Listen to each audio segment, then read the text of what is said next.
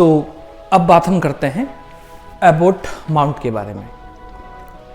तो जो Abbott mount है ये बहुत ज़्यादा महत्वपूर्ण स्थल है, केवल उत्तराखंड के लिए नहीं बल्कि पूरे भारत के लिए। आप लोग को जानकर बड़ी हैरानी होगी कि पूरे भारत के सबसे भूतहा डरावने शापित इलाकों में से जो एक इलाका माना जाता है या एक स्थान माना जाता है उसका नाम एबोट माउंट है और ये उत्तराखंड के चंपावत जनपद में स्थित है। तो ये बड़े आश्चर्य की बात है क्योंकि हम में से अधिकांश लोग जो हैं या अधिकतर जो लोग हैं इसके बारे में नहीं जानते हैं। तो इसलिए हम आज बात करने वाले हैं एबोट माउंट के बारे में कि इसकी विशेष बात क्या है। तो देखिए जो एबोट माउंट है, अगर हम इनके बारे में बात करें तो सबसे पहले तो लिख देते हैं भारत का सबसे ज़्यादा डरावना स्थान। भारत का सबसे ज़्यादा डरावना स्थान। तो ये डरावना क्यों है और क्या है इसके विशेष बारे में, आप इस बात को, कहानी को ध्यान से सुनिए। जो एबोट माउंट है तो असल में ये भूतहा बनने के पीछे ब्रिटिश कालीन एक घटना उत्तरदायी है। तो हुआ ये था जिस टाइम पर स्वतंत्रता की लड़ाई चल रही थी, या ये कहें कि जिस टाइम पे भारत छोड़ो आंदोलन का वर्ष था, तो ये बात लगभग उस समय की है। तो इस स्थान पर ये एक पहाड़ी इलाका है, लगभग 2000 मीटर की ऊंचाई पर है। तो उस टाइम पर यहाँ पर एक ब्रिटिश व्यापारी आया और उसका नाम था जॉन हेराल्ड एबोट। तो ये जो ब्रिटिश व्यापारी यहाँ पे आया, जॉन हेराल्ड एबोट, ये इसका नाम था। तो ये जो पहाड़ी थी तो ये बहुत सुंदर पहाड़ी थी और ये बहुत ज़्यादा उसको देख के प्रसन्न हुआ। और वैसे भी जो अंग्रेज़ लोग थे वो ठंडे इलाकों में रहने वाले लोग होते हैं और उनको ठंडे इलाके अच्छे लगते हैं क्योंकि भारत एक गर्म इलाका है या गर्म क्षेत्र है।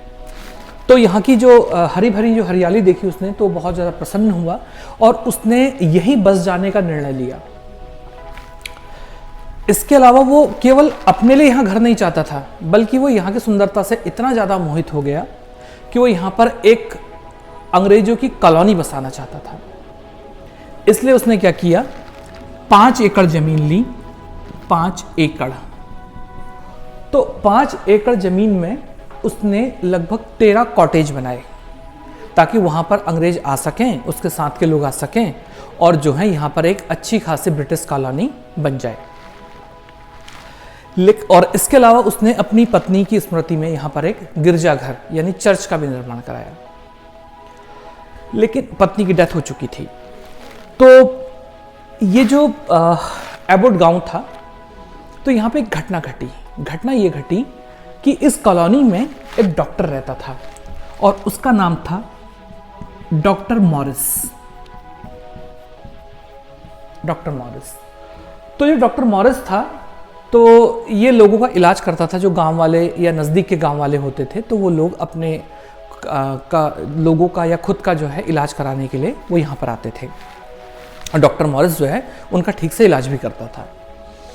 और डॉक्टर मॉरिस अपने काम में इतना ज़्यादा निपुण हो चुका था, इतना दक्ष हो चुका था कि लोग कहते हैं कि वो ये बता पाता था कि कौन सा व्यक्ति जो है किस दिन ज़्यादा रोग होने के कारण किस दिन उसकी मृत्यु होगी, यहाँ तक कि वो समय तक को भी निर्धारित कर देता था। ऐसा आज भी लोगों का मानना है। तो यहाँ तक तो सब ठीक था, सबसे बात ठीक चल रही थी, लेकिन एक साथ में इसका एक शाह यानी काला पहलू भी था। जो डॉक्टर मॉरिस है तो वो एक सन की परीक्षण भी कर रहा था। वो क्या कर रहा था कि उसका जो यहाँ पे बंगलो था, आज भी बंगलो है, तो वहाँ पर एक कमरे में जिसे मुक्ति कोठरी कहा जाता है, मुक्ति कोठरी, तो इस मुक्ति कोठरी में ये लोगों को ले जाके वहां पर एक विचित्र सा जो है परीक्षण करता था। अब एक विचित्र परीक्षण क्या है इसको सुने। तो विचित्र परीक्षण कुछ इस प्रकार का है कि जब डॉक्टर मॉरिस को ये लगता था कि कोई व्यक्ति बचेगा नहीं क्योंकि उसकी बीमारी से बहुत ज़्यादा रुग्ण बीमार हो चुका है और अब उसके बचने की संभावना नहीं है और वो कुछ ही दिन का मेहमान है, तो उन जो रोगी हैं उनको वो मुक्ति कोठरी में लेके जाता था और मुक्ति कोठरी में ले जाकर वो उनका दिमाग खोल देता था, दिमाग की चीरफाड़ करता था और दिमाग की चीरफाड़ वो इसलिए करता था क्योंकि वो ये जानना चाहता था कि वो ऐसी कौन सी जो तत्व हैं या ऐसे कौन सी शिराएं हैं, धमनियां हैं जो मृत्यु और जन्म के बीच कार्य करती हैं। यानी कि वो ये जानना चाहता था कि इंसान मरता क्यों है, वो उन बातों को जानना चाहता था और उसका विश्वास था कि वो ऐसा करने में सफल हो जाएगा। लेकिन इससे ये हुआ कि कई लोग जो हैं समय से पहले ही उसके इस एक्सपेरिमेंट के द्वारा, इस प्रयोग के द्वारा काल के गाल में समा गए, यानी कि असामयिक मृत्यु को प्राप्त हो गए। और इसमें एक बात और ये भी है, जैसे हमारे यहाँ पे ये कहते हैं कि अगर कोई व्यक्ति समय से पहले मर जाए, यानी कि अपनी प्राकृतिक मृत्यु को प्राप्त ना हो, तो वो भूत बन जाता है। तो डॉक्टर मॉरिस क्या करता था कि जब जितने लोग मारे जाते थे तो यहीं पर इसके बगल में, ये कॉलोनी में ही यहाँ पे नज़दीक में एक गिरजाघर के बगल में एक कब्रिस्तान था, और ये जो कब्रिस्तान है तो यहाँ पे सारे लोगों को क्या कर दिया जाता था, दफनाया जाता था। तो जब दफनाया जाता था तो यहाँ इससे ये प्रभाव पड़ा कि उन लोगों की आत्माएं जो हैं तो वो तृप्त नहीं हो पाई क्योंकि असामयिक मृत्यु हो गई थी।